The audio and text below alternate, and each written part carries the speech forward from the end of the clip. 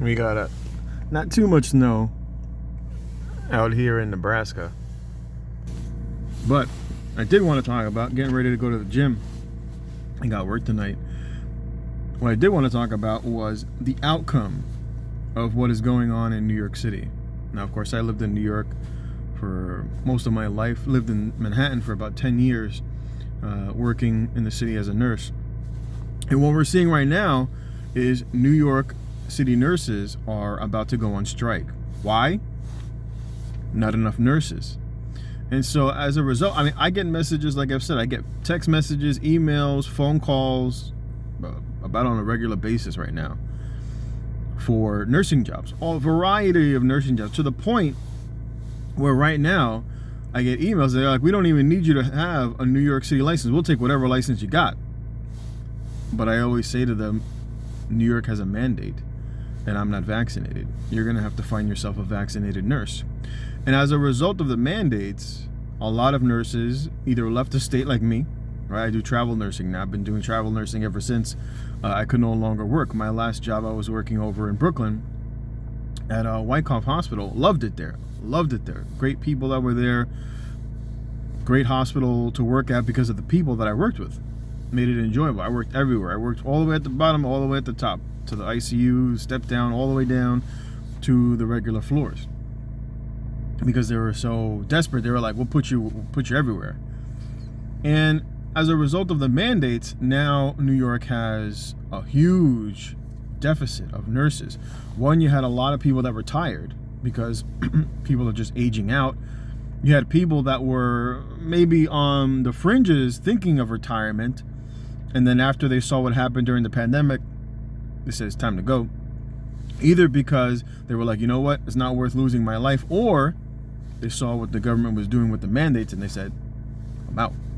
They had enough in the bank, or they had enough, with their pension and Social Security and savings, etc., to be like, you know what, I'm just going to go. Forget about this stuff. And so to the point where there's a huge shortage. There's a huge shortage of nurses in the entire country, but especially in states that have a mandate. Because you'll have unvaccinated nurses like myself that can't work there. So we can't add to the pool of people who are able to take care of the people who are coming to the hospital. And because these places are so dense, they require a large amount of nurses. And everywhere that I have gone across the country, I've been to Ohio, here in Nebraska, North Dakota, New York, Florida. Everywhere I go, there is a shortage of nurses. But not just a shortage of nurses, there's also a shortage even in the kitchen. And everywhere I go, this has always been the problem. There's just a shortage of staff everywhere. Everywhere there's a shortage of staff. And it's overwhelming because a lot of people died. You have a huge number of people that are now can't work because they're disabled. I'll see if I can find that data again, where the data for people who were qualifying for disability jumped by a huge percentage. It was like over 1 million people or something like that were now no longer part of the labor force. That's a lot of people that were just qualifying for disability who are working age. And so that adds to the shortage. And so the nurses in New York are obviously want more money because of the inflation, right? Everybody is going to want more money because of inflation. Number two, people realize I'm needed. You can't fire me. So that's why you have the whole quiet quitters, right? The people who are like, we're just going to do enough work just to not get fired. We didn't quit. We're just quietly quitting. And so what did I talk about in my last video?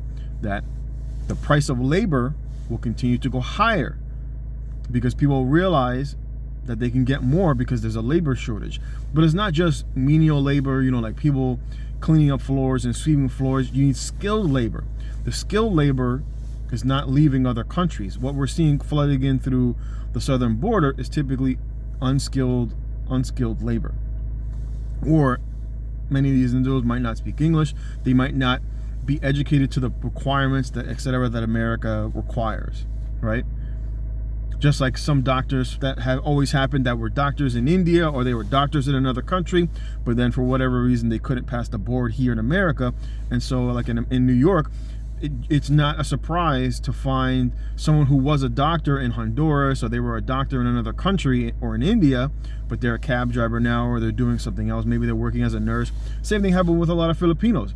There were a lot of Filipinos who were either nurse practitioners or doctors, but when they came here, they couldn't pass the board for whatever reason, and they had to work, as something beneath their previous educational level. So all of that adds to the shortage of skilled labor, which is what America needs. They need the skilled labor. On top of that, you have a lot of people that just don't want to work. You have a lot of people that just don't want to work.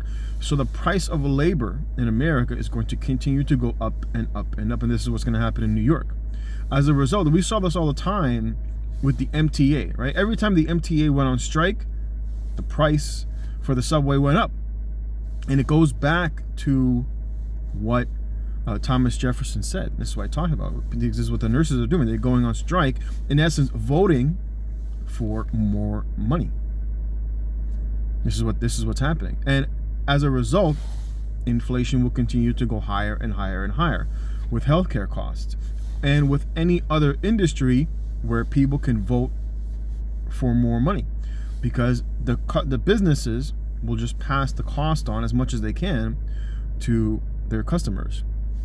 If the government raises taxes, they'll just pass that tax on to the customer. And this will be the continued direction that America will go, and the standard of living will continue to go further and further down. And if you're looking to open a business in America, the government will just require more of you in terms of either taxation or stealing your labor, etc. So it's not even worth it. And so what will happen moving forward is that there will be less people who will want to interact in that market. Now, as a result of the taxation, and I talked about this with overtime, most people in the hospital, like the nurses or any other staff, it's not that they don't want to do overtime, it's that when we would do overtime, 50% of it, close to 50% of it would just go to taxes. So it would slow down people's desire to be productive. And that reduces the amount of goods and services that are offered to the public. And that's all that an economy is. All an economy is just goods and services. And so when the government imposes their will via taxation to fund all these social programs, because you have too many people that don't want to participate in the labor market, all it does is it reduces the amount of goods and services that are available to you, the community. And as a result, the standard of living goes down. And because there's still the same amount of people, but decreasing goods and services, the price of those goods and the price of those services continue to go higher. And as I said, this was what the Apostle Paul meant when he said, "He who does not work does not eat." This was the principle about why why he said that. Because people that don't want to participate in society, well then they won't be able to benefit from anything from society. And so that was always the point, that you had to be, as they say, a functional member of society. But we see that is not the case today. You have way too many people that are on some form of welfare or completely on welfare, whether it's Social Security, which is just a Ponzi scheme, or they're on a pension, which is just a Ponzi scheme because it requires more people on the back end to come in and to support the top. And as that top gets too heavy, it just collapses. And that's what is happening with Social Security and the entire government. But it is what it is. This is the direction that the people voted for. This is what they wanted, and this is what happens in socialism. This is how, and the only reason that it hasn't happened sooner, where we've experienced the economic collapse, is because America is the world reserve currency. And so other countries were willing to trade their services, or more than likely their goods, right? Food, oil, wood, whatever, right? Whatever they produced, right? Like a car, right? Like this car that I'm in. They were willing to trade those goods for the dollar. But then America weaponized the dollar against Russia. And so now you have other countries that are realizing we'll just do deals in gold. or we'll do deals in our own currency because the dollar is too risky. And as a result, you'll be able to import less stuff because you have less people willing to participate in the use of your currency. And the only thing that will happen is the standard of living will go down. And this is what we're going to see going forward. The strikes in New York with the nurses is just an example of that. You can print more money, but you can't print more nurses or more doctors or more hospital beds. And I'm going to leave it there. Thanks for watching, and I'll catch you next time.